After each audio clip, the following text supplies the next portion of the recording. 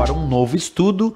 Esse novo estudo envolve o que nós vamos chamar de periféricos do computador. Ainda, claro, dentro dos conceitos básicos de microinformática, vamos estudar um pouco sobre esses periféricos.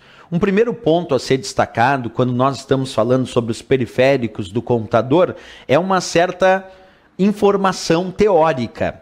O que de fato é periférico? Por que alguns elementos são considerados periféricos no computador? Observa, são componentes que estão na periferia, são utilizados para entrada e saída de dados que serão ou foram processados pela CPU.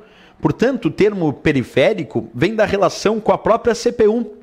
Se a CPU é a unidade central de processamento, os periféricos são aqueles que estão na periferia da CPU. A CPU é o centro, como se fosse o centro de uma cidade. Imagina, o centro de uma cidade não é a periferia, né? É o centro. Quem é o centro do computador? É a unidade central de processamento. É a CPU, onde os dados são processados de forma centralizada. Mas essa CPU, assim como uma cidade precisa de bairros, a mesma coisa que a cidade se relaciona com a sua periferia, o centro da cidade se relaciona com a sua periferia. E a mesma coisa no computador, o centro, a unidade central de processamento, se relaciona com os seus periféricos.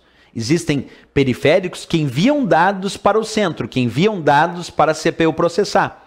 São chamados periféricos de entrada.